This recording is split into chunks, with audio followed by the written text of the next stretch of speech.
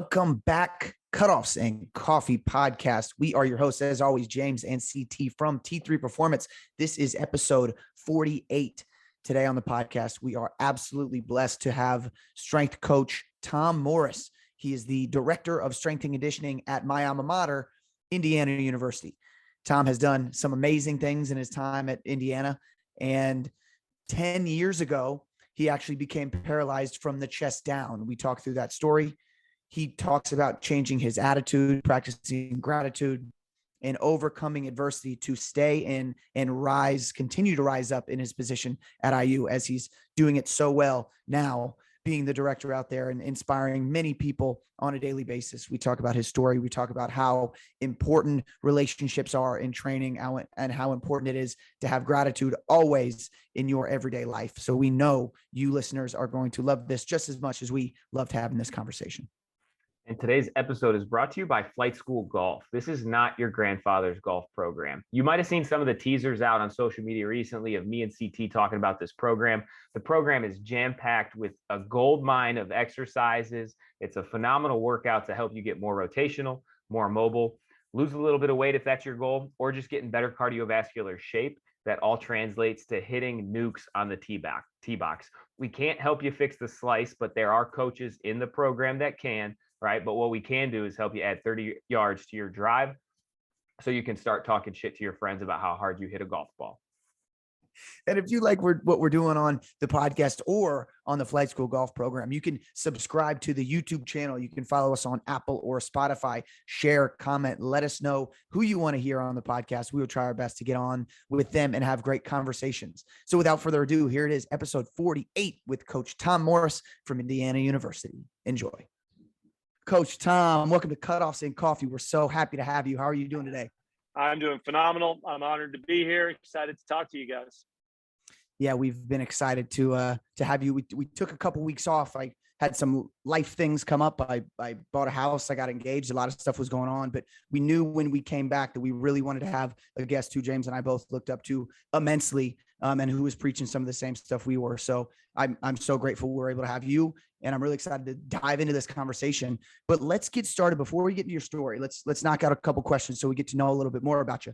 First one, Google Tom Morris, some stuff is going to come up. Tom Morris, Indiana, even more stuff is going to come up. What's something that we need to know about you that we can't find from a Google search? It's a good question. I would say, as of recent, especially in the last year, my wife and I decided to get certified to be foster parents. And this has been one of the most epic things that we've ever done because, it started off with this. Are you married? You're both married. James is, yep. So listen, your wife or girlfriend, they say, hey, I got an idea. We should do this. And my wife did this to me. And I said, yeah, sure. We should be foster parents. But I kind of nodded, not really thinking like we were actually good. And then all of a sudden we're deep into this and we are getting certified. And before you know it, we get certified. And day one, we get the call for some little baby needing a foster family. And 2 days after that, we have a 7-day-old little baby in our house.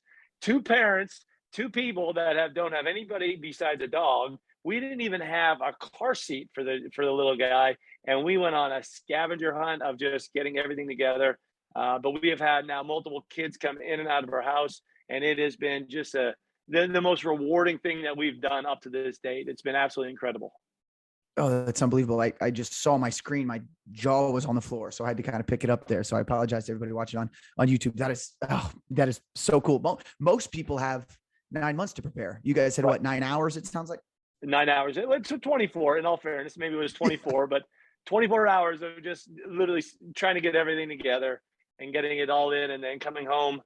And I sat in the back seat while my wife was driving, and I'm sitting there with this little baby going, what the heck did we just do? And but I got to tell you, I mean, after about a week of not sleeping at all and just trying to work through it, I don't know, you get into a little bit of a rhythm, and before you know it, you're rolling. So it's pretty cool. Oh, that is so awesome. Now, would How you about, say that your caffeine consumption has increased since becoming foster parents versus previously? Yes, Way it up. is. It is. Yeah, it's like 10x. I mean, it's unreal. I mean, it's nonstop, and I just keep nailing down caffeine to keep it going. that's awesome. This next question may be a similar answer, but can you think of the last skill you taught yourself or something that you're currently working on? And shoot, it might be parenting. Yeah, and I might definitely go with parenting. That's one that I'm actively working on it because it's like trial by fire. Right. But intentional stuff, I would say, you know what I really got into was video editing.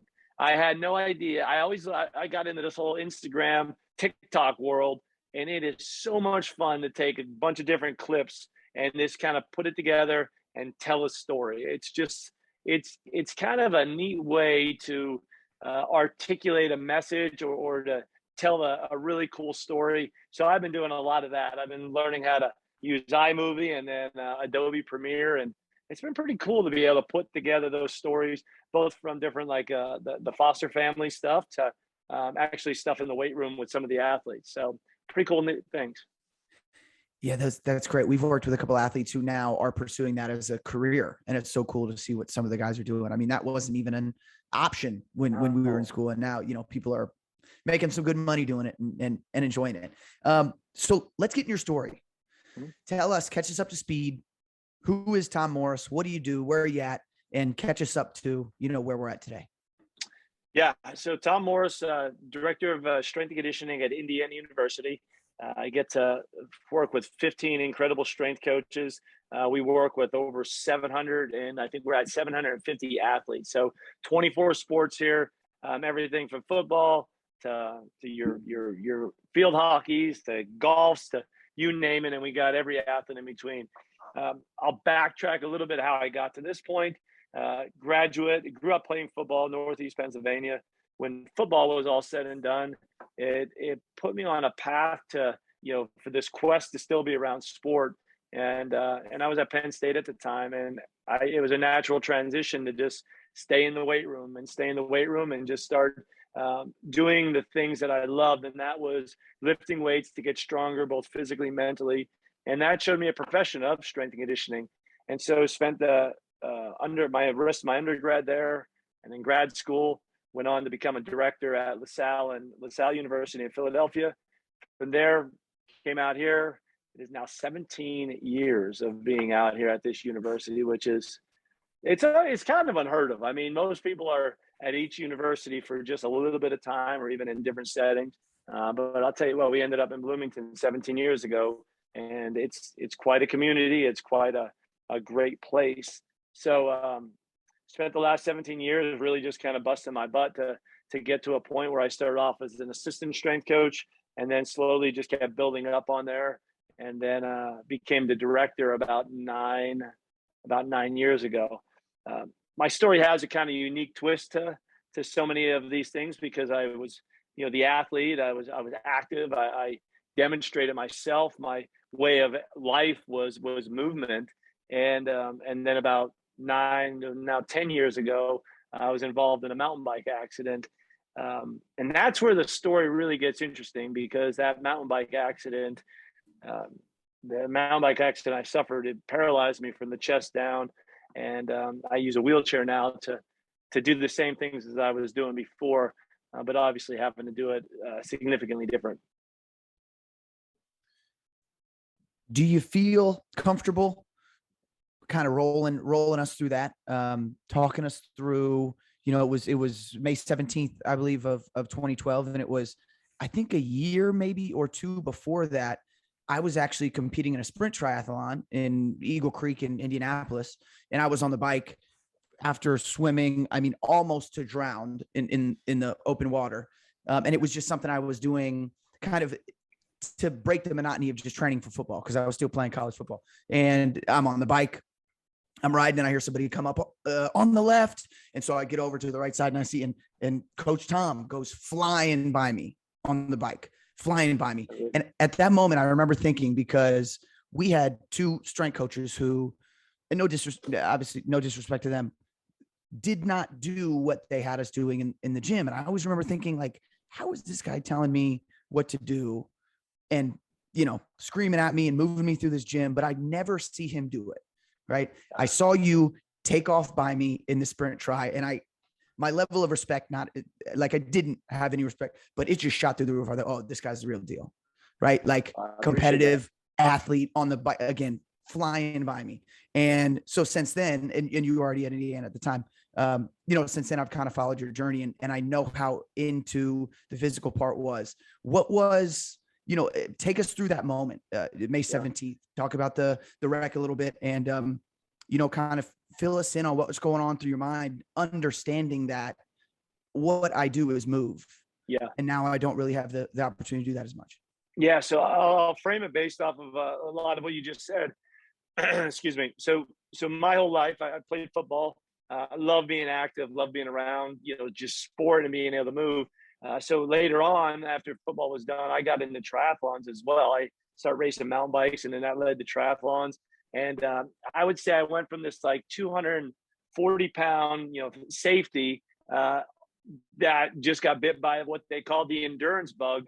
And before you know it, I'm like sub 200 pounds. I haven't been there since like junior high. And then I'm just kind of getting leaned up, but just loving this endurance side of it. The harder you could push yourself, the more mentally taxing it was. It just made me thrive and love being out there to push it. And I got involved in all those triathlons, and they started with sprints and went all the way up to Ironmans. And I just loved that part of how I could demonstrate myself every day, waking up, just thinking about what was going to be the physical nature of my day. And so May 17th, 2012 hits. I'm out training for a mountain bike event. It was a huge national mountain bike event that was going to happen that weekend. This was what I called like a fine tuner, just kind of like a walkthrough. And so I went out that morning, and about 2 hours into the ride, I go around this sharp 90-degree turn, and all of a sudden I smash this rock, and I find myself somersaulting through the air, kind of this head over heels action, just flying towards the ground. But I say it's the weirdest thing, because almost like the Matrix, it was this speed. I know I'm coming at the ground, but everything is in slow motion. I mean, I could see the leaves falling to my left and my right. I could see the grains of dirt. And then all of a sudden my head's getting closer and closer. And then smack, I'd strike the ground, the front part of my head. And when it hit, it jarred my head back, and then it drove my head straight down. It drove my eyes through that. All I could see was my knees, and then the bike, and then the sky is on top of me. The way I could describe the pain was, it felt like someone just lit a match and my body caught on fire. My hands, they felt like lightning bolts just blazed out of them.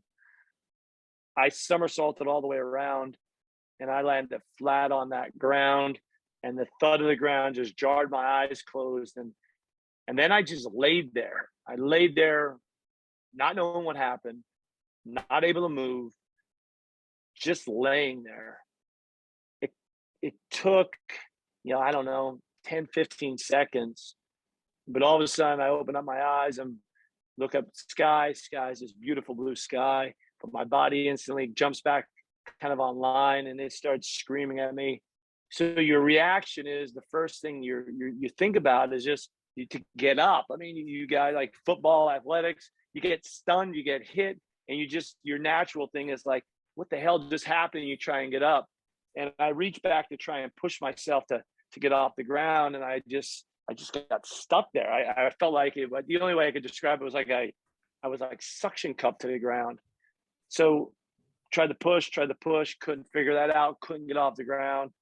Start patting myself, trying to figure out what happened. So the whole process, the millions of thoughts that are going through my head, the millions of miles an hour that everything is just racing at. And I'm going on my chest. I still remember the feeling of touching here, but then touching a little bit lower, touching my upper chest, but then touching a little bit lower. And the feeling when I touched that lower part of my chest was almost like I was touching a desk. Like if you would reach out and touch your desk now, your hands feel the desk, but there's nothing coming back. There's nothing coming back. My chest wasn't giving anything back to me. And so at that point, I'm kind of, freaking out. Like this is something that I've not felt before. The only thing I could associate this with was that old, I don't know if you ever had one, but back in the day, they used to call it a stinger. Everything was a stinger back in the day. It was like you get your bell rung. It was just like, hey, got a stinger, he'll be fine. And that was the case though. Like every time you got these like bell rung, your hands are tingling, legs are tingling, and the trainer would come out and just say, just chill. You'll be fine. And sure enough, you do. So that's what I thought. It's like, just lay here. I got my bell rung. And so I laid there and I looked at my watch, and I looked at my watch for well over 2 minutes. And when my watch struck that 2-minute mark, I just knew that, man, I'm not walking away from this thing. This is definitely not a stinger, but then the second thought bumps into my head is, how the hell are you getting out of this? Like, you're on some secluded trail in Indiana. Like, you can't get out of this. And at that point, I'm trying to figure this out. And again, my head is racing to try and just figure out what's the next step. And so I realized that my phone's in my back pocket, but I reached back to try and grab my phone. And at that point, I realized that my hands aren't working either. I mean, my hands, they felt like mush.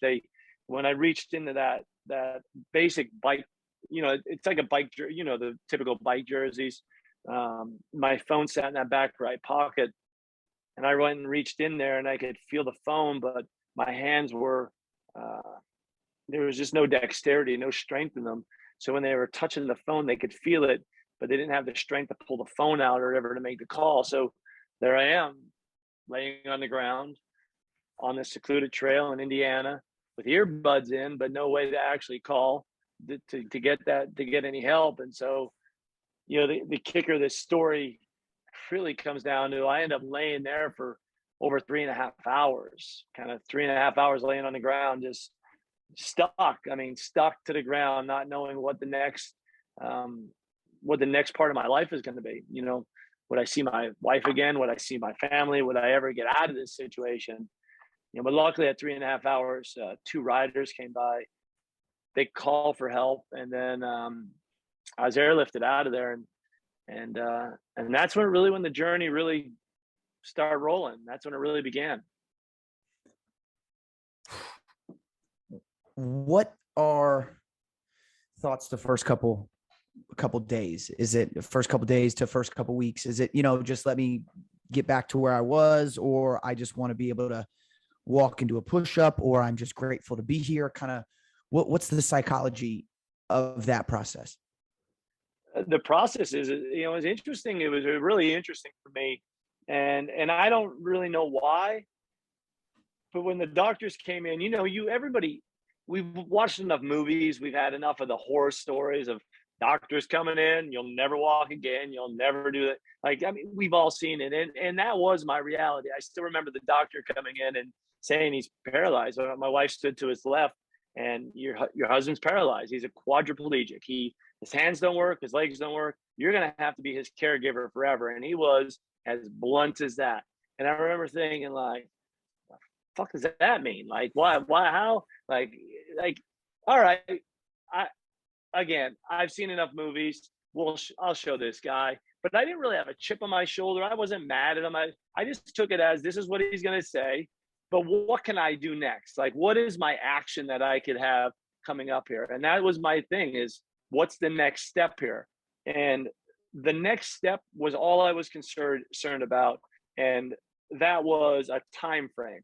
I was in intensive care. But then intensive care, the quicker I could get out of that to the hospital, the quicker I could be in I can't think what they called it, but it was just basically a normal hospital setting. And then I could get into rehab. So from there, I just kept working on the little things to get stable. Like, hey, what can I focus on right now? What I can focus on right now is trying to get my breathing right, trying to get myself in a position where I could breathe, I could swallow, I could sit upright, because there's a million of things going on. And those little things got me out of the intensive care unit only within 4 days. And they felt strong enough that I didn't have to go into the actual hospital setting. They admitted me right from intensive care into rehab. And so where my mindset was just, what can I take care of in the moment? Like I didn't think of, can I do a push-up or walk? I didn't care about any of that. I didn't care about any of that stuff. I just worried about the moment, like what this moment could offer me that I can make better so that I could add up to the big picture. And that's all that I was able to control, because the controllables are only in this present moment. I couldn't look back on the fact that, hey, how'd the accident happen? Why me? Or any of that stuff. I was just very, very fortunate to have the mindset to stick in the moment, to say, what can I take control of right now? And all of that in a lot of cases was just my mindset. It was just, hey, get your head out of the gutter and let's work for this. And let's do it for the reasons of family and friends and all these different people that are there to help me. But that's been part of the recipe for success. Have you always had that mindset, gratitude, attitude, optimism, or is that something that shifted, within the last 10 years? I think I became more self-aware of it in the last 10 years, but I grew up in a family. I tell this story a lot, but I grew up when I was 9 years old. I traveled for the 9 and 10-year-old All-Stars, Little League All-Stars. It's going to be the greatest thing ever. I am on my way to be the greatest Major League Baseball player. Me and my 4 friends show up, and the end of this 2-hour tryout, I'm the only one that gets cut. I don't make the team. I never make the team. All my friends do. And I remember that moment, seeing the signage of everybody that made the team, and then the 5 of us that didn't, and turning and walking off the field. And then my dad met me. He waited at the car, and I just unloaded. I mean, I had tears, but I'm giving every excuse of why it's unfair. And my dad said, he's like, maybe it is, but the reality is what is that going to help you with right now? You've got this moment. Maybe you weren't good enough. Maybe you were, but the only thing you can control is your effort now as you move forward. The only thing you can do to change this outcome in the future is to control the things right now. And that comes down to practice. That comes down to putting all this energy into something that's going to be productive. And I remember that so distinctly, because I went home that day and I threw the ball against the fence. I hit balls. For the next year of my life, I spent just literally going through everything that I could do to make myself better. And sure enough, is the next year I had a better outcome. And that recipe there of literally, you could get mad at stuff that happened in the past. You could hope for the future, but if you don't take care of the right now, you miss the big picture of it.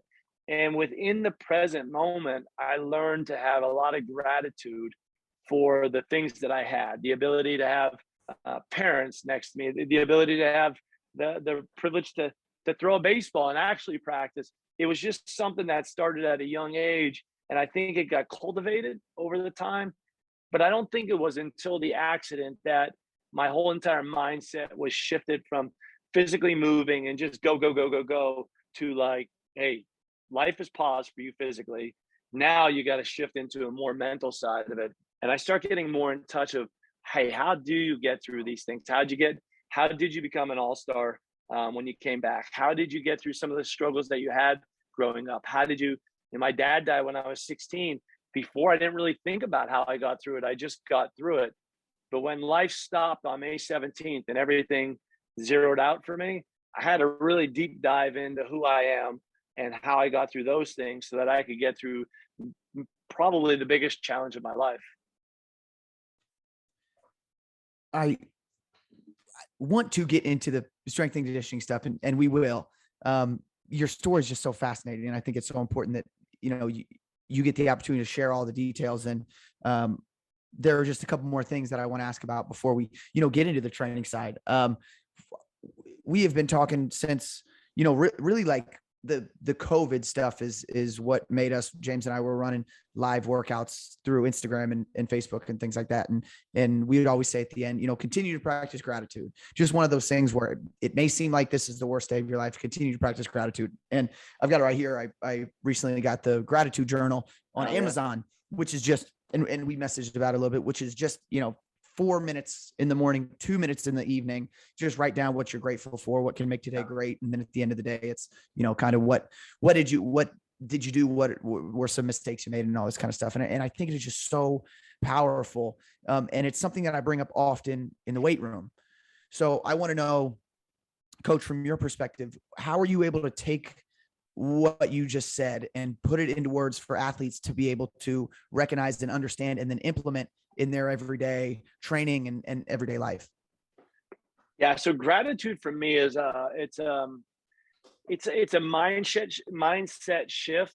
It's a focus. Like for me, having gratitude is looking at what I have in life, and that causes me to focus on what I have in life. And when I feel grateful for all these pieces that I have, it just creates positivity. And I just think the world, the world revolves a lot better when the world is going with positivity compared to negativity. It works a lot better when people are optimistic compared to being pessimistic.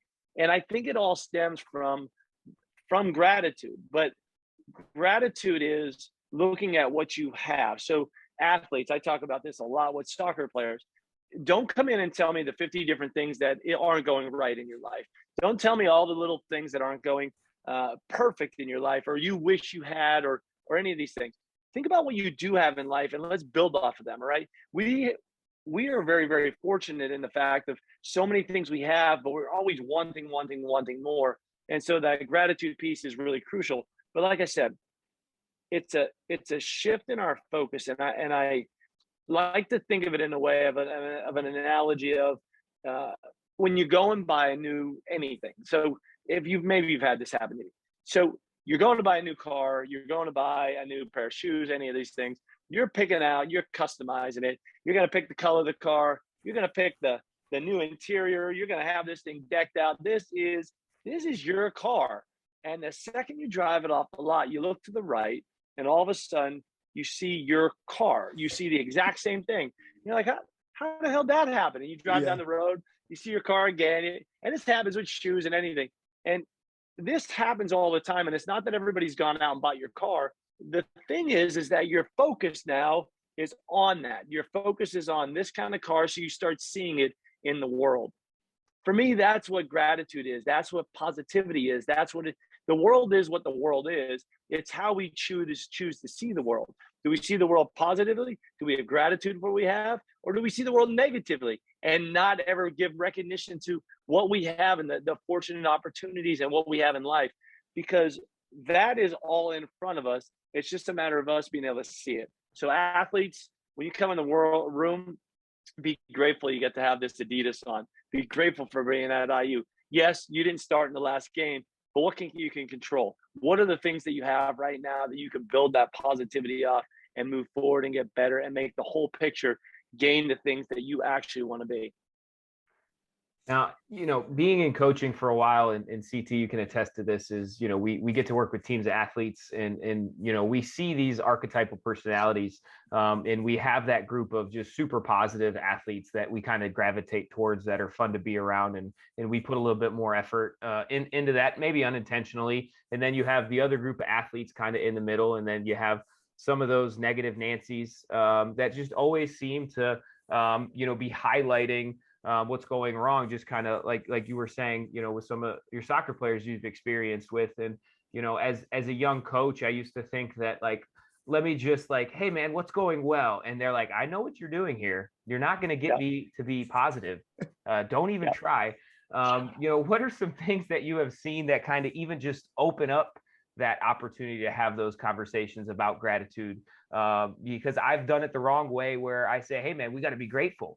And maybe that was me not operating, from a place of gratitude. But what are some of those things that we can start to do to break that barrier down before the athlete starts to think that you're trying to play with my mind, dude? I don't want any of it. Yeah. I think it all starts with relationship building. So I think no matter what, if you ever say, hey, you should earn yourself $1 million, or you should put a smile on, or you should allow me to buy you an ice cream. It's almost like as soon as you say you should, everybody puts up walls and they don't want to listen to anything you have to say. But I think what's always worked for me is a soccer team comes in.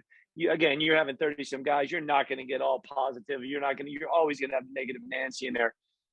But the number one thing that we do every single time is when they come in here, and I get to know them. I get to just learn who they are as people, what their likes are, what their upbringing was, how, their things, the way they view the world. And sometimes it's crazy, but sometimes just by that simple conversation, I understand where the negative Nancy comes from. It wasn't just, they almost didn't choose to be it that way. It's just, that's what they were brought up, and they don't know any other way. So they don't know the way. So my thing is like, well, let me show them the way, but I'm not going to tell them I'm going to show them the way. I'm just going to show them how I am. I'm going to show how I am. I'm going to show them how I try to create the culture that's around us, to how we talk to one another.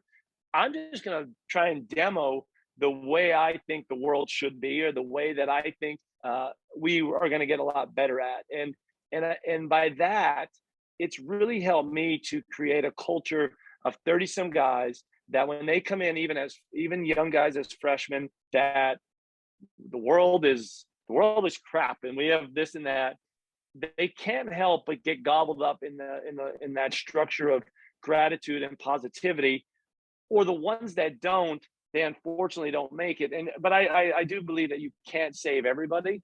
But I do think that there is the majority, when you could demonstrate what you're trying to say, when you can create that environment, and you have the fortunate idea that there's a group of people around you that you could help them to kind of reiterate and to really demonstrate what you're trying to do. Man, I think it just becomes so powerful. But it never starts with telling someone they should do something. It always starts with learning who they are, understanding where they're getting where this whole behavior has come, and then showing them what we do, showing them how we talk, showing them how, hey, when you step through the door, you step through the door angry and a minute late, I'm not mad at you, but there's also there's going to be a penalty for that, because that doesn't help us out as a whole, as a collective. And it doesn't always go over well, but the majority of times it does. Yeah, and I think that's a good point that me and CT talk a lot about, is we can't, save everybody, I guess, in a sense. And I kind of have a saying for it, is like, I'm not going to be mad at a red crayon for being red. Right. But at the same time, holding to my expectations for that group, and understanding that, we don't live in a, perfect world in terms of getting like 100% effort out of all our kids. But I think the one thing, as I got older, I held on to those sessions less in terms of letting it affect me later throughout the day. Have you seen that as you've moved up into, the position that you're in now as the training director with other strength coaches that you're working with? You put 15 strength coaches in a room and you ask them to write a program. There's not going to be one of those programs that would be the same, and everybody's is the best.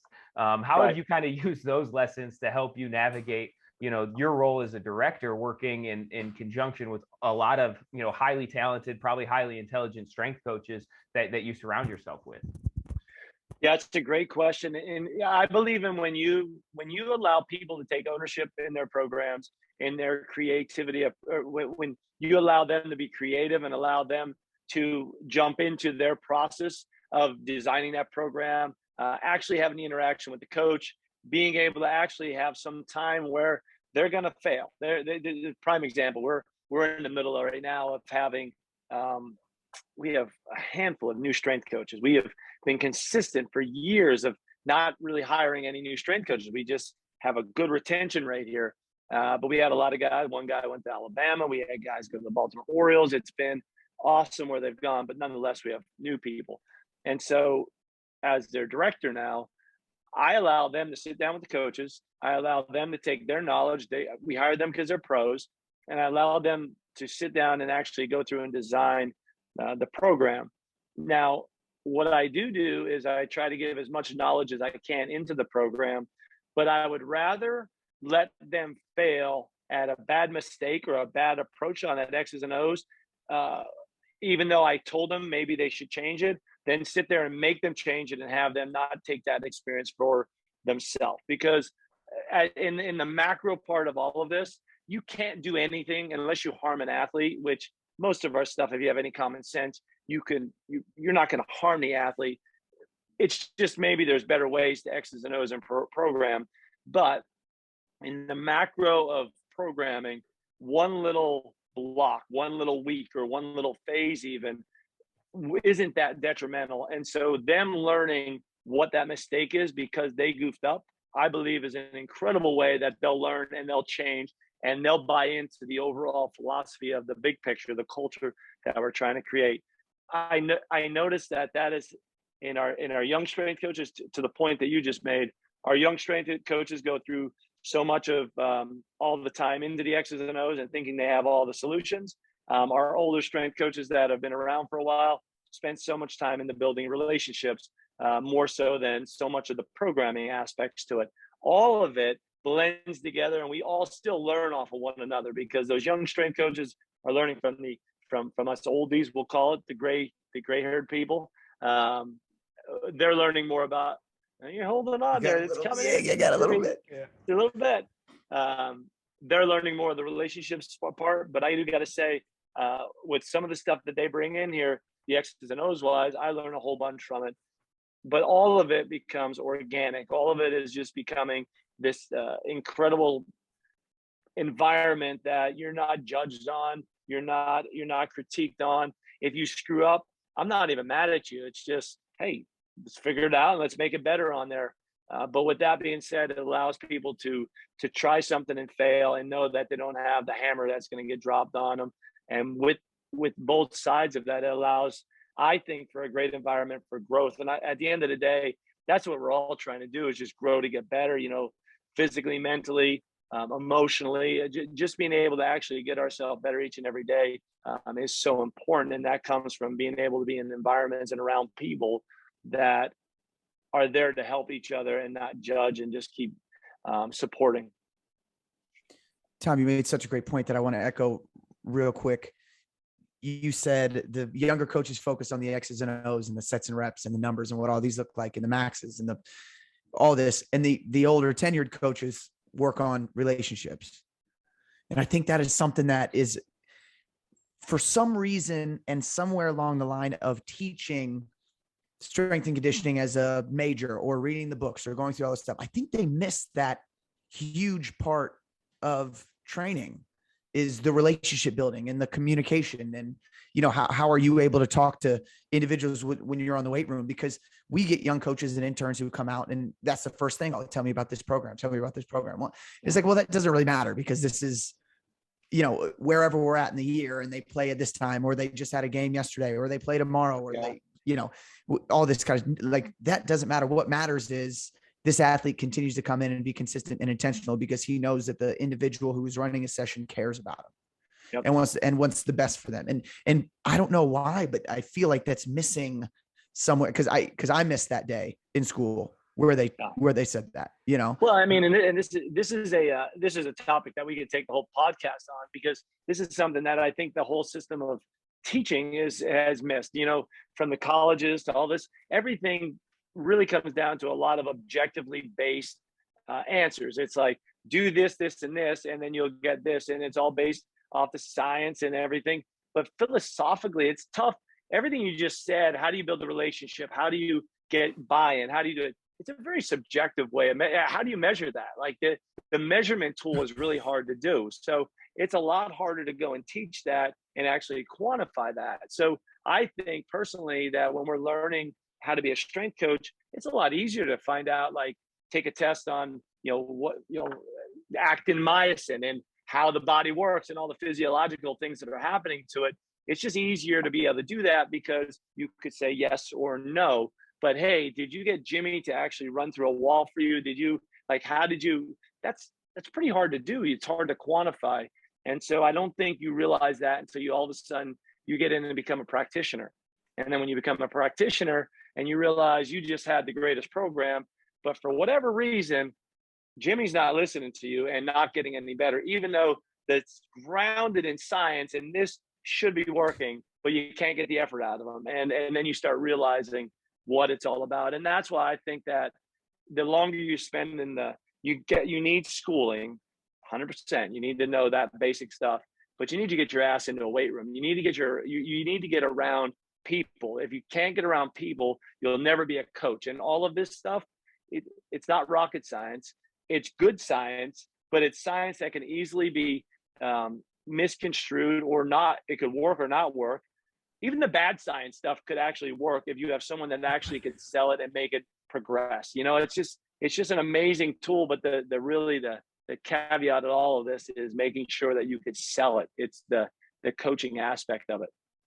And I think maybe part of the struggle too, because it is, coming mostly from the younger coaches or coaches that are coming over maybe from a different facility and a different work experience. And then, the environment they're in now does things a little differently programming wise or exercise selection wise.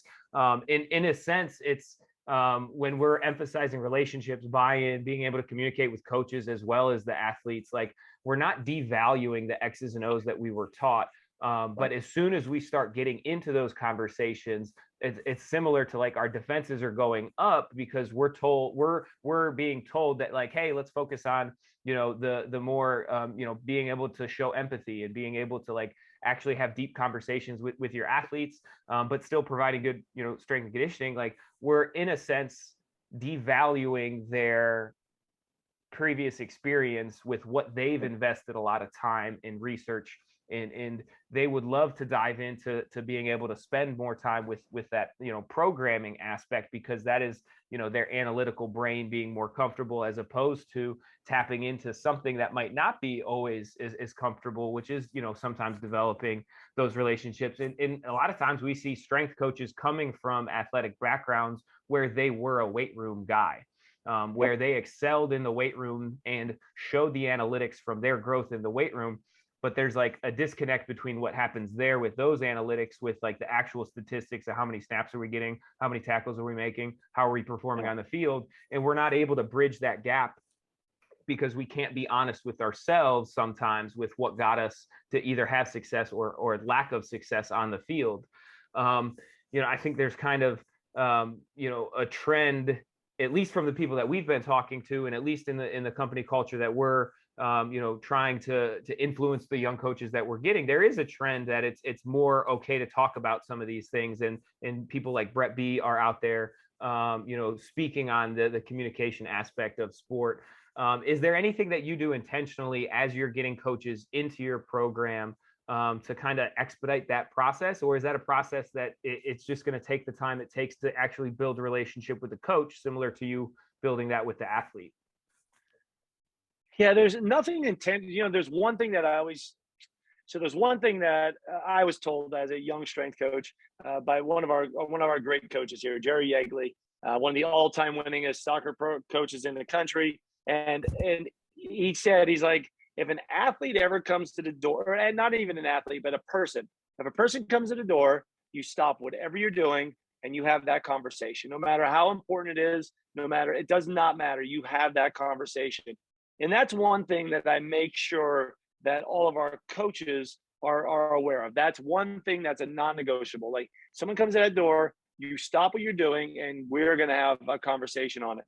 And the reason I say that is because I think the more conversations you could have, the more time you could sit in front of an athlete. When an athlete, sits in front of you, expresses something that isn't it's not on a workout sheet. It's not on any of that. It's something that's going on in their life. You start realizing that intimacy, that part of maybe that you never had to deal with when you're an intern or whatever your schooling was. You start realizing where that connection could kind of grow from. And that is one thing that I would say is it's not intentional, but it's just a non-negotiable for us. Is someone comes to your door, they come in and they're number one, the athlete, the other coach, the other person you're working with, because what I want you to do is have as many talks, as many conversations as you can. And then from there, again, I guess I would fall back on it the same way. In all of our staff meetings, we talk about gratitude. We talk about positivity. We talk about empathy. And I talk about it in a way that is hopefully just normal. Like it's nothing big. It's just part of how we coach. It's part of something that we all keep instilling. The older coaches that are around, we're about half and half. We have half young, half old. The more that they talk about it, it just becomes the way that Indiana Hoosiers do things. We treat people with empathy. We treat people as humans. We don't sit there and spend a million hours talking about all the intricate details of a hang snatch, even though it is important. It's hugely important, but let's not just put everything into that and forget, hey, who's calling as the athlete? Was he off a little today? Was there something going? Because that conversation should overwhelm the fact that it doesn't look like he's really punching underneath that snatch. So again, there's just some things that maybe we don't do intentional, but that are fortunately non-negotiables and built into the culture that we're all trying to create here. One thing that I think makes, and I say this all the time, so he's probably sick of hearing it, but one thing that I think makes James such an elite coach and a high level performer is that he knows everybody's name that he's worked with the last 9, 10, 11 years. I mean, he'll have the sister of a former athlete come in, and he will know the sister's name, and he'll know the new athlete who comes in on this. And I mean, it's one of those things that every time it happens, I make these mental notes because I'm trying to be that too. I'm trying to check those boxes. I'm trying to make sure, but he's just become so good at it. And then no wonder you look at retention rates as a trainer, as a performance coach. It's like these kids can work with these kids, and these elite NFL players can work with anybody in the planet. They come back to Cleveland, Ohio to work with James DiBiasio because he cares so much about the individuals, and he's so good at that. And I think that is another part that is seriously lacking in our field. Well, and that's the bread and butter. Like James, that I'm telling you, that I fortunately am able to get to spend a lot of times with these big CEOs of Fortune 500 companies and stuff, and they're the greats. They're the greats. They're the greats that can literally, no matter who you're going down the hallway. I have a friend. Do you remember Greg Fox, CT? You remember? Sounds familiar. So he was an orthopedic surgeon for us. Yeah, he was our orthopedic surgeon back in the day. He has since built surgery centers, sold them for I'm talking the B word. I mean, billions. So it's incredible what he's been able to do.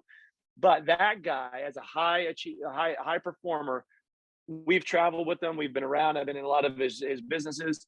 It doesn't matter where he's at. It doesn't matter who he's around. If they're the people that work in his organization, if they're the people that he travels with, he knows who they are. He knows their family. He knows where they live. He knows all these different parts of them. And it doesn't matter if you're the custodian or another surgeon, he knows them. And when he walks down the hallway, they come up to him and will shake his hand no matter what. I mean, that is how you get people to want to be around you and want to run through walls. I mean, that if there is a tangible, if there's something that we could just tell someone to spend so much time in, it's that part, because all of this X's and O's mean nothing if you don't have that relationship piece, and that relationship piece of knowing a name, knowing the background, knowing who people are.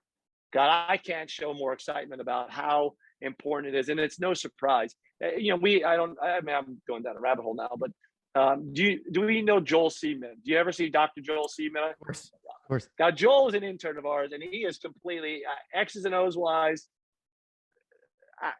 I don't know. He's a bit out there, right? I mean, it's an understatement, but I got to tell you, as an athlete here, because I think he was already gone by the time. Did you ever meet him, CT? No. So he was at Indiana, or is it? Yeah. So he was at Indiana in 05 to 06, I think. 06 to 07, I think it was. Yeah, I mean, I would have been there, but he wasn't the seedman he is now. Was he? No. He was just getting his master's, and I think he went to Georgia for his doctorate. But what I will say, he's got a whole bunch of crazy stuff. I get it. But every one of his athletes, even when he was here, I mean, they just absolutely loved them. And he knew not only their name, he knew their families, he knew where they were brought up. And he was just an intern of ours. I mean, he literally took this upon himself to do it. He went off to Georgia the first year he left us. He was the only person I've ever had that I had the entire soccer team. When they came up the next year, they're like, where's Joel? Like, was Joel not with us anymore?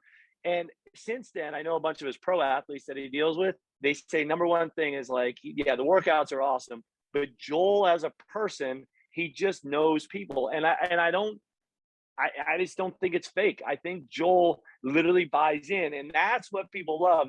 They may love squatting with a frigging trap bar on. I don't get it. Right. Yeah, like I don't get it. I don't know why. It doesn't matter, because they'll do that because they they believe in how he presents it in a way that he is really authentic. And I think that no matter what, you could be, I don't want to say I wouldn't train the way he does, but nonetheless, I think he could still have great success with what he does. But it's his personality and it's his buy-in that he's getting from so many people. And it comes down to the dude cares. The dude generally cares about the people he's training and how he's going to move forward. And I just think that is so important that I cannot overemphasize enough to anybody, strength coaches slash anybody. I don't care where you're at. It's about people and really showing love and compassion and just being invested in them. Man, I'm so bummed I missed him, because I would have been there. I think I was just so focused on trying to play my sport, and I wasn't very good at my sport yet. So it was one of those things I was very dialed in. I played for Coach Bill Lynch my last couple of years at Indiana, and he was the same way. And I remember thinking when he was walking through the hallways and saying hello and asking about my mom and my sister, and I remember thinking, oh, that's pretty cool. And that's about as deep as it got. And then after senior day, after the season, we had, we came up and gave speeches in front of the team and family and friends. And one of our equipment managers, our assistant equipment managers, was up there talking about it. And he was in tears explaining how much that meant to him. And then that's when it switched on for me. I thought, I was thinking, he must be saying it to me because I'm one of his players, whatever. He was like that with everybody. And that was so powerful that it brought this gentleman to tears. Yep. And that's, I think when I started to think, there might actually be something behind this relationship building, friendship building. Cause I've ran into it multiple times in the last 10 years in the same way. Oh my gosh, CT, what's going on? How's your family? Are you still playing football? I mean, and it's just so cool. But that's, that takes time. That takes time and it takes intentional effort. You nailed it right there. It's intentional effort. It's a skill set built. I mean, that's harder than trying to bench 400 pounds. I mean, the skill set to try and bench 400 pounds is one thing, but to be able to shake hands with somebody, to focus enough to hear the name and absorb that name, and then keep building off of that relationship piece and actually be able to carry that on for a lifetime. I mean, that's unbelievable. I mean, that's an unbelievable skill to have, but I've never met anybody that's just natural at it. They're just so intentional when they actually meet you and you say, hey, I'm John. And they go, like, say that again, you're John. And they want to know who you are. And, I just think that that's such an incredible, valuable tool that, again, James, you're doing what you're doing now, but I'm telling you, this process, my brother was a strength coach forever, played football and then became a strength coach. Now he's sells prosthetics for a big company, makes a killing. It's all relationships. He said all these doctors, like, it's all relationship building. It's being a good person. You still got to be competent. You still, obviously we talked about, you got to know your X's and O's. You got to know your stuff. He's got to know his stuff, but it's that relationship piece that you could really, really, really soar if you can nail that. Yeah. And I think a lot of it is being intentional until it's like a habit. And then it's just what you do, just like you were speaking on your culture. And then once you start being able to take a third person view and almost like watch yourself operate, then you can add layers to that to even get in like deeper with athletes and be more intentional in the weight room. And like one thing that I'll talk to young coaches about is like, hey, why, like, do you know why I shout across the weight room? Like, to coach a kid? No, I want to call out his name from 30 feet away just so he knows I'm watching it. Because I'm not always like, I'm not going to shout like, oh, keep that bar tighter, from 30 feet away. I'm going to say, hey, good rep, John. And it's just so he knows I'm watching him, even if I'm not standing right next to him. So true. And there's so many little things like that we can do once we stop worrying about what we're putting on paper, because we've already trusted that we've put that intentional work in at a different point in our career. And also, like, the high performers, we're going to continue to learn because it's what we enjoy doing. And then, like, I would much rather listen to Just Fly podcast than a podcast about some business topic that I'm trying to understand, that I'm banging my head against the wall to, because that's just our nature. True. Right. It's true. It's so true. Coach, if somebody asks you, and I'm sure you get it all the time, what's going on in the Indiana University weight room? What's happening out there in Bloomington? Because, sports are getting better. Athletes are getting better, starting to get picked, starting to get drafted, starting to play at these high levels. I have athletes of my own who I work with in gyms. Like, man, I can't imagine what it would be like in a D1 weight room, in a Big Ten weight room. They found out I played football in Indiana. It's, what was the weight room culture? What'd that look like? And these are, again, kind of back to James's point, these kind of the weight room guys, the weight room warriors, right? Yeah. How would you explain to somebody the culture and the energy of what happens there in Bloomington in the weight room? Yeah, it's high. It's awesome. I mean, so picture, we've got a 25,000 square foot weight room. We were talking beforehand. At one point, this was one of the biggest weight rooms in the country. And so, when you think about it, it's 120 yards long. It's roughly 1.5 basketball courts deep. And it's big. I mean, $4 million worth of equipment. We've got everything that you could possibly imagine. But what's cool about it, which I love, and it's very unique to the rest of the places in the country, is we train 23 sports out of here. So everybody, the only one that's maybe a little bit they're over here, but not all the time, is men's basketball. But every other sport trains out of this place. And so you have football in here, you have all the different sports in here. As coaches, we could be incredible coaches, but we will never be close to what teammates or peers are as far as motivators. And so when you enter into the Indiana weight room, you're coming into a place where the music is jamming, the energy is high. You have 15 strength coaches on the floor rolling, but you got this assortment of women's volleyball players, football players, women's basketball players, tennis, golf, soccer players, all intermixing, all working together, all intentional in effort, in movement, and all with the common theme of just getting better, just working harder, putting one foot in front of in front of each other and working to get better. And we just feed off it. The energy is, this is the best in the country. I'm telling you, just because of that assortment, that co-ed approach, that overall different sport approach, it brings a lot out. And it's really neat to see when it's in action, and when it's in action on a football player squatting 400 for a certain amount, and a baseball player going, I'll do that. And then they jump in, and then they start. And before you know it, it's back and forth. And it's a really incredible environment with that. Also in here, there's been a big shift, and we do want to talk X's and O's just briefly. There's a big shift in how we train anymore. 315 for 5. Before we jump up a percentage point, we would move forward. We'd progress with it. Now we do the same thing, but everything now, we have a product called Elite Form. Elite Form is just a basic way to measure velocity. So what we have found with a lot of the new research is there is a optimal amount of speed for different phases that we're trying to create. So a hypertrophy phase to different any kind of maximal velocity stuff.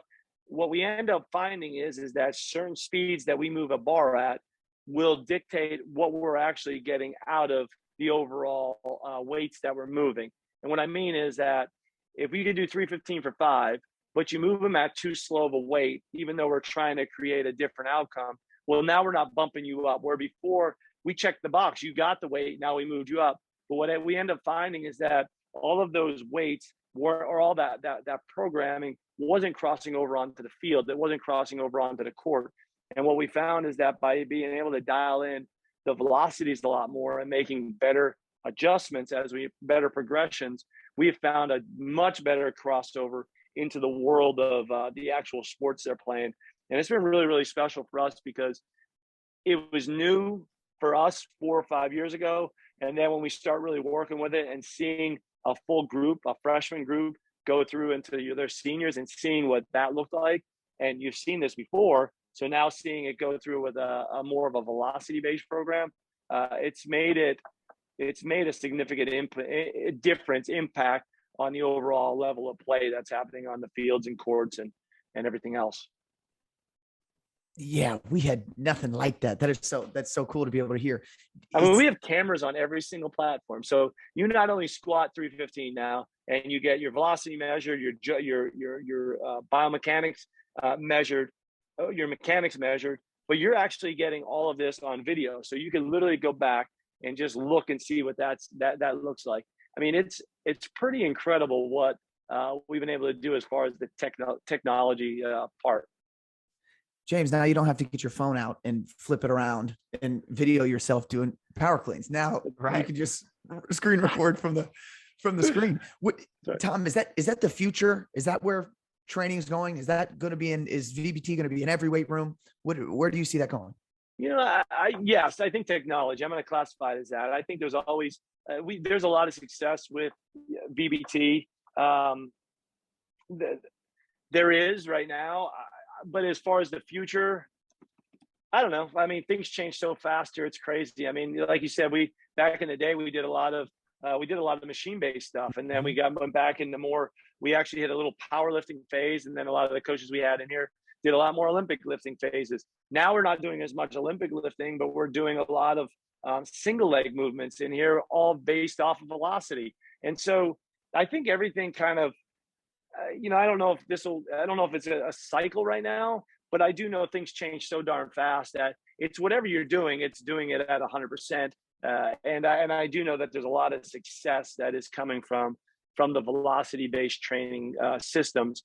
But I tell you, this field is changing so fast, and there's so many things that evolve that I wouldn't want to say it's the future, but I do know that it does seem pretty promising as far as the outcomes that we're creating.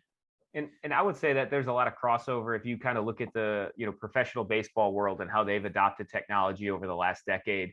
And I had the opportunity to go to Nashville at a clinic called Pitchapalooza, and they had a really good speaker talking about how technology can really enhance our coaching tools, but at the base level of all of that is the language of coaching. And if we don't understand, and it always goes back to this, if we don't understand how to communicate what that data and what the technology pieces play into what we're doing, it really won't have as profound of effect if we're trying to lean on the technology as a crutch, as opposed to just another tool that we can sharpen and access and use if we neglect the base level of the language that we're using to coach and communicate with. And I think that there's also a time and a place and the impact at a university that's operating at such a high level like IU versus implementing that in a middle school weight room. So I think sometimes people lose the context of where they see this technology being used, and they love to nerd out on it, not realizing that they're talking to a 12-year-old who is more excited about having 2 peanut butter and jelly sandwiches today because the mom packed an extra sandwich for him. Yeah, 100%. I don't think anybody could say it better than the way you just said it, because that's, at the end of the day, it's all of this stuff. You could have everything that you want. If you can't relay it, if you can't speak it, if you can't relay that to the athletes and the coaches, it actually is more of a detriment than it is a positive. So yeah, you definitely need that. And you're so right. I mean, right now, young kids, getting them through basic strength training is so much more important. Getting them through a full range of motion, getting them just excited about lifting and training is way more important than knowing if they're going 0.06 milliseconds on a squat. Then, know your audience, know the people that you're around, know your clientele, because that's where it's so important. But the other point is that, we're at that, even to the fact that it's such a great point that you made, because 18-year-olds that come to us, still it's better than it was, but 18-year-olds that come to us are still very amateur at their strength training experience. They don't come in with a lot of experience. So you're still teaching them the basics. You can't have them chasing a number on a velocity when you don't even have the skill set down. You can't have them just chasing numbers to try and produce them when they physically aren't able to even train at that level yet. So it's knowing the clientele to get that. If they're 18 years old and they have never trained, their training age is 0, you can't worry about a number up on a screen. You got to worry about a range of motion and a technique, and building off of that before you start trying to throw them with different velocities and all these other pieces of technology to try and enhance their program. Gosh, that's a great point. You're not going to get the same response out of it from a kid who hasn't done anything as somebody who's done it for 10 years, right? And maybe they're both 18 years old. And it's like, why aren't I doing that? Why can't I do it? Well, you didn't put, 10 years of hard work in. And we were having a text conversation, coach Tom and I were, and I put this in our notes to talk about. He said, and then after this, I said, man, I might have to get this tattooed. He said, at the end of the day, all the technology and blinking lights will never take place of good old fashioned hard work. And that's coming from a guy who sees all of these blinking lights and who sees all the, the screens and all, all this kind of stuff we've talked about, and this huge weight room, and he's got everything. But ultimately you're not going to get any physical response, emotional, mental, psychological response from training if you don't have tons and tons and tons of hours and days and weeks and months and years of good old fashioned hard work. Yeah. And that's what it is. It's hours and effort. It's that time, that effort, that intentional effort. It's the progression on there. All these blinking lights do is maybe help give a better progression. But if you're not progressing, you're not working hard. And the old John Wooden saying, you're mistaking activity for achievement. And that's what it comes down to. And that's what we're doing is we use these to enhance our program, but they're never a crutch of, hey, this is, the blinking light says this, but these things help us. They help us kind of objectify some of our different ways to measure them, measure different, exercises or different conditioning sessions. I mean, that's one thing that's wonderful about even the polar stuff, any of the heart rate monitors or the catapult systems, being able to measure that stuff. That's a great thing, because now we're able to quantify some of the stuff that is happening physiologically, or even being able to pull a GPS and knowing the overall mileage that's on the legs of a midfielder that just ran for 90 minutes. And so being able to do that is really special, but it also isn't going to be a crutch for us. It also isn't going to be a thing that's going to replace the coach's eye or the fact that you better get out there and bust your butt and not worry about, oh, your heart rate's up in the red zone right now, let's pull them. No. We're still very intentional with that. Man, hour and 15 minutes into it, and so many more things are coming up. So I will try to wrap it up. We ask all the time people who, again, we mentioned high performers, people who are in the industry, who people see thousands and thousands of reps and thousands of athletes and tons of different coaches and tons of different levels of coaches. I want to ask you, Coach, to wrap this up, what do you think we as people in the strength and conditioning field are missing the mark on? And we, might have just talked an hour on it. But where do you think we can improve to make the biggest gains that we are currently missing?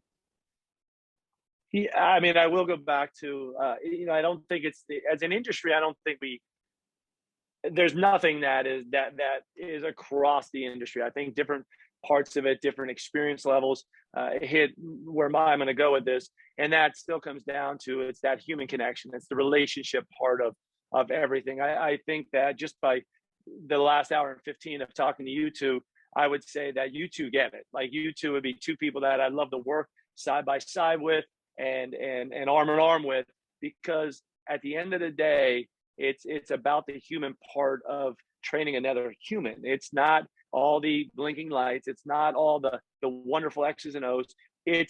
They're really, really important. And we got to be incredible practitioners. We got to be incredible clinicians. Wasn't rolling off my tongue quite right, but you know what I mean?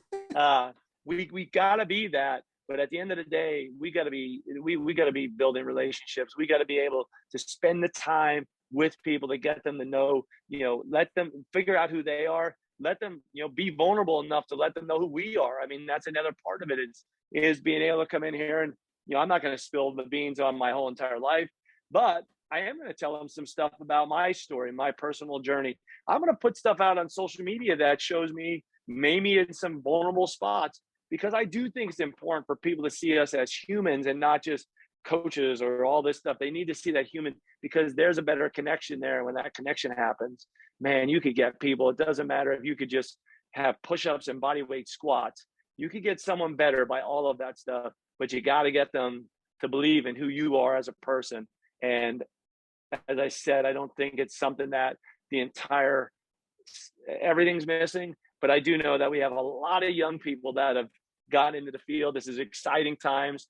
And I think that they're very much, they're coming in there as the, spending a lot of time with X's and O's, and maybe that relationship piece is maybe getting pushed back a little bit. Yeah, that's awesome. Last point before we ask you where we can get in touch with you and where we can find you. We had our intern at the school I'm at right now, first couple of days, said, what are you trying to get out of the warm up? What do you want? And I said, we want to raise their heart rate. We want to get their tissues ready for the demand that we're putting on, in the weight room, blah, blah, blah. And then I said, and then I want to make sure they get in the weight room with a smile or they're laughing. And he was like, what? Like, what do you mean? And I said, that's probably even more important than the other stuff, right? Yeah. It's like, do you want them to come back? Do you want them to enjoy their experience? Do you want them to train with you more than once? Yep. Yeah, I do. Okay. Well, make sure they're laughing about something. Make sure you're making fun of yourself. Make sure you're not taking yourself too seriously, because they feel that and they will respond to that. And that's another thing that James and I try to focus on. I mean, especially in these 6 a.m. sessions, 7 a.m. sessions, it's like, it's tough. Some of these kids just got out of bed and they've thrown a Pop-Tart down, and, it's going to take them a while to get going. We're 300 milligrams of caffeine into the day already. So we're okay. But, you get them laughing, get them moving. They seem to want to return after that. Coach, and to that point too, I've seen it the other way. At a high level school where great strength program, great X's and O's, the facilities are huge, everything, but the love, I don't want to even say the love, but it was just so just militaristic. It was just so stoic, and just there was no I don't know what word, there was like no human part of it. It was just kind of very just robotic and just da da da da da. And you just saw the kids, like when they left, and they were not coming back for extra work. They were not. And I'm going to tell you, when I got to Indiana, it was incredible because, Coach Witeska that was here, I can't tell you how many guys, in CTU being one of them, like you do a workout and then you leave, and then 3 hours later, you're coming back into the weight room because you just wanted to because then the room, the culture, it was fun. Like, you got in front of a mirror, you got a sweat going again. You got a little pump. Like, you got to have a smile on your face. It's all about that positivity. It's about that excitement. The whole military, there's a place for it. But at the end of the day, if you want someone coming back, you got to enjoy it. You got to enjoy lifting weights. You got to enjoy getting better. And if you could do that, man, you got a recipe for success. Yeah, absolutely. Coaches, you don't have to sit there with your arms crossed, or your arms behind your back. Relax a little bit. It's not that serious. Coach, people want to get in touch with you. Where can they do that? Where can we find you on social media? So TJ Morris, it's actually Tom Morris Performance on social media, website, all that stuff, tommorrisperformance.com. You can get in there. All my information's on it. Awesome. I can't thank you enough for coming on. This has been so good. I hope people take a ton of information from this, because I think there were a lot of really important things that needed to be talked about and got talked about on this. And this, I won't just say this because you were preaching it. We have said it at the end of 47 other Cutoffs and Coffee episodes, but we ask our listeners to do 3 things before they leave us. Number 1, it's always to continue to practice gratitude, as you heard Coach Tom Morris preaching. Number 2, tell the people that you love them. And number 3, live your life stimulated. Thanks everybody for listening. We'll catch y'all on the next conversation.